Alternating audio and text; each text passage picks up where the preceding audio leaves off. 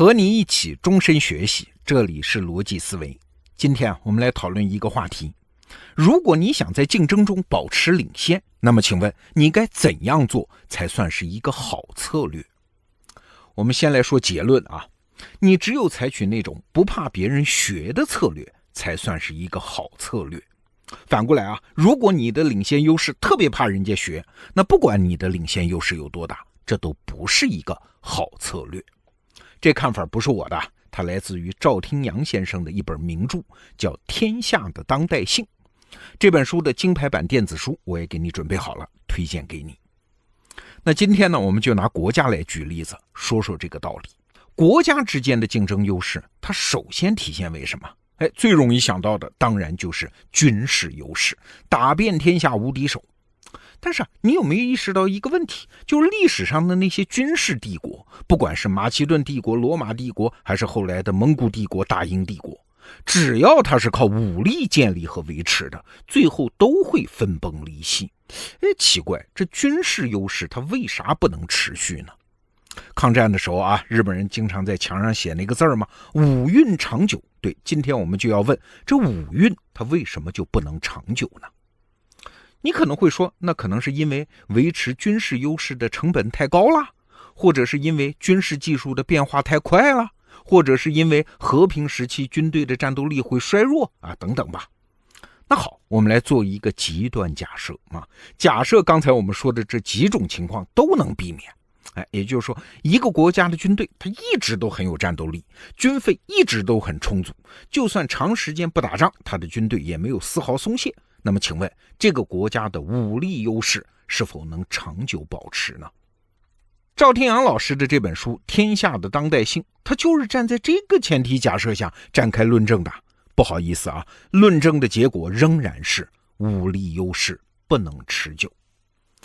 这武力优势啊，看上去是个挺好的策略嘛，看得见、摸得着、见效快。但是它有一个巨大的软肋，那就是怕人模仿，怕人跟着学。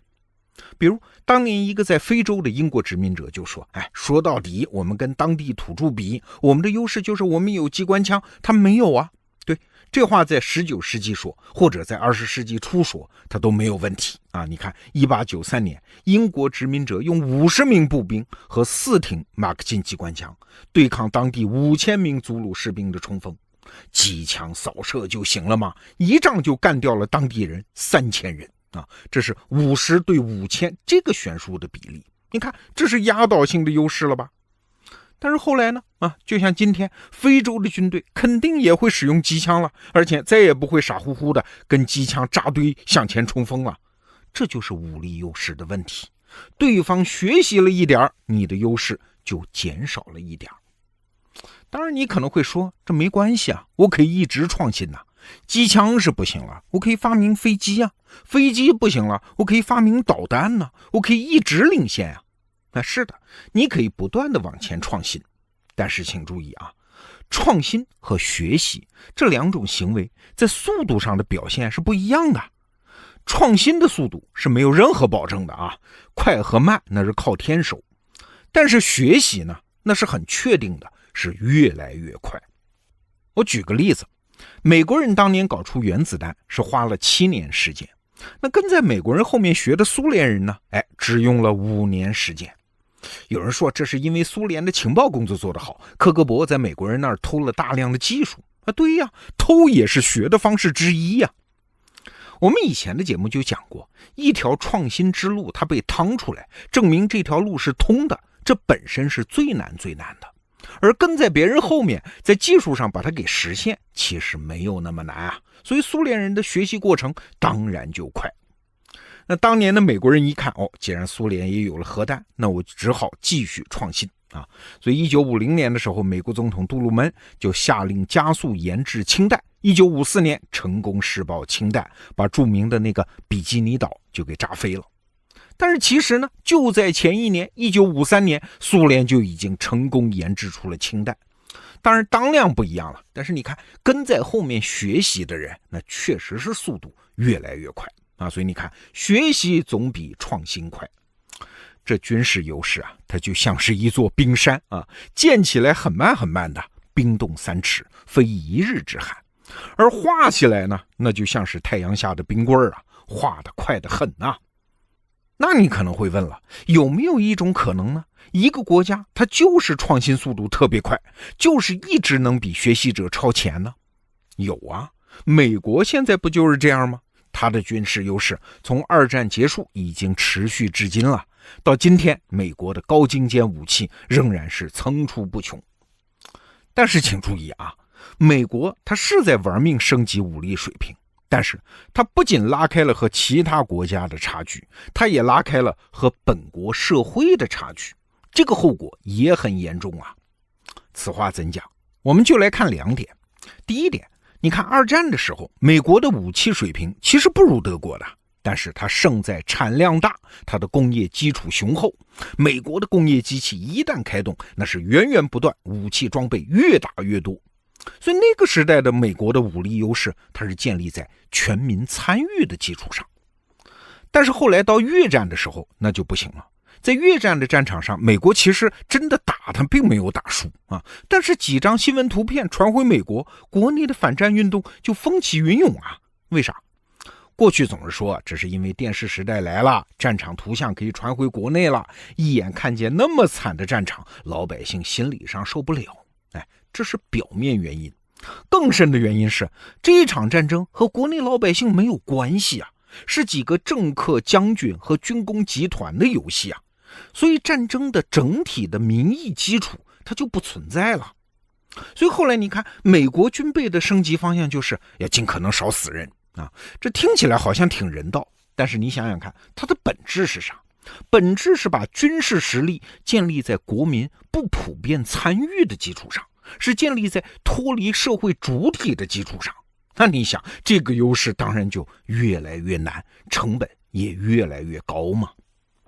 这是人的脱离啊，还有一个脱离，就是军事实力和制造业基础的脱离。军备越来越先进，但是国内制造业它支持不了啊。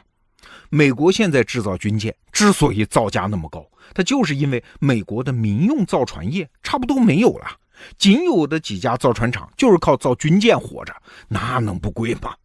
马云就说过一个数字啊，过去30年，美国经历了13场大大小小的战争，花掉了多少钱？14.2万亿美元的军费。所以啊，2011年的时候，美国当时的国防部部长叫盖茨，卸任的时候留下一句话，他说，如果未来任何一位国防部长向总统建议向亚洲、中东或者是非洲大规模派遣军队的话，那首先应该检查一下他的脑子，这人一定疯了呀。为啥这么说？因为美国现在也打不起战争了。你就算算啊 ，B2 隐形轰炸机一架的造价是22亿美元，朱姆沃尔特级的驱逐舰一艘的造价是40多亿美元啊。那确实很炫酷啊，但是你能想象这么贵的军备真的用来打全面战争吗？美国这样的土豪他也不舍得真用啊。所以李子阳老师有一句话，他说美国其实不是传统意义上的军事强国，也许叫它军事演习强国更合适。为啥这么说？你想，传统意义上的军事强国，那一定是全民上下都战意强烈的国家。你想嘛，拿破仑时代的法国，19世纪的英国，一战时的德国，甚至是二战时候的美国，那都是上上下下战意强烈，那才是军事强国啊。所以你看，刚才我们一分析，你就知道了维持军事优势有多难。你要是跑慢了啊，创新慢了，就容易被学习者赶上；你要是创新跑快了呢，又把自己的社会基础给跑丢了。当然今天我们的话题不是为了给美国人操心啊，还是回到我们今天话题本身。你要想维持竞争优势，什么样的策略才是好策略呢？赵廷阳老师给出的答案是，不怕别人学，甚至是欢迎别人学的策略，它才是好策略。举个例子，比如说咱们中国周朝时期成型的那个天下体系，这也是赵廷阳老师这本书《天下的当代性》的主题了。这个体系它就不是靠武力征服啊，而是靠一个理性政治的传统，靠文治的传统。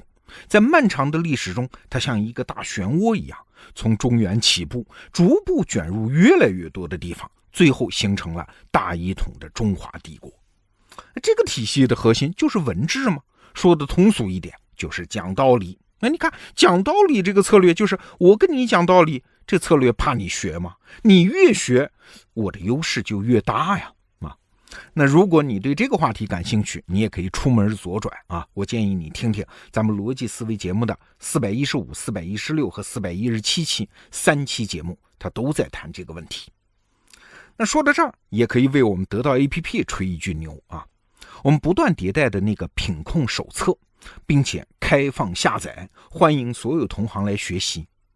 有的人刚开始还有点疑心啊，说你们真的是公布了全部的心法和手艺吗？别是有藏着掖着的吧？我们当然是真的。